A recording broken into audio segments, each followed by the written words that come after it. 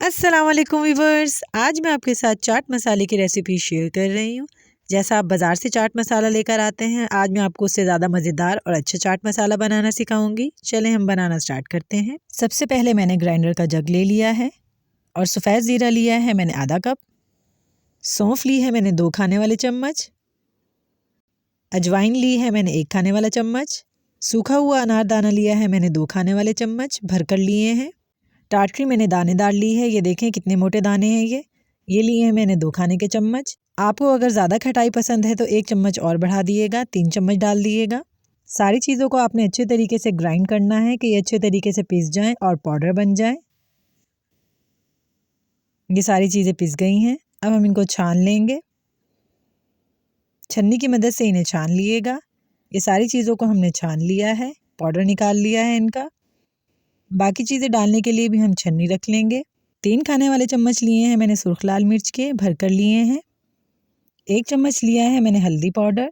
1/4 cup लिया है मैंने अमचूर का पाउडर। 1 चाय वाला चम्मच लिया है मैंने जावित्री पाउडर। 1 चाय वाला चम्मच लिया है मैंने जायफल पाउडर। 1 चाय वाला चम्मच लिया है मैंने अदरक का पाउडर। 1 चाय वाला चम्मच लिया है मैंने पिसा हुआ गोल धनिए का पाउडर।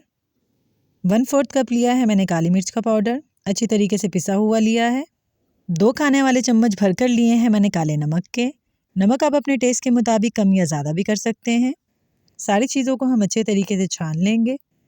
रेसिपी अच्छी लगती है तो चैनल को सब्सक्राइब लाजमी कर लिया करें और साथ बेल आइकन का बटन दबा दिया करें ताकि मेरी नई आने वाली वीडियो का नोटिफिकेशन सबसे पहले आपको मिले। ये देखें सारी चीज़ें अच्छे तरीके से छन गई हैं, जो गुठलियाँ थी वो भी निकल आई हैं। ये हमने मिक्स कर लिया है मसाले को अच्छे तरीके से। सारा मसाला मिक्स हो गया है।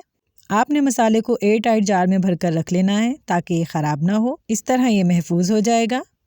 हमारा मज़ेदार सा मसाला बिल्कुल रेडी है। इस मसाले को घर पर ज़रूर बनाइएगा। दही बड़ों और चाट के साथ ये बहुत ही ज़्यादा मज़ेदार लगेगा। और रेसिपी अच्छी लगती है तो लाइक लाजमी कर दिया करें।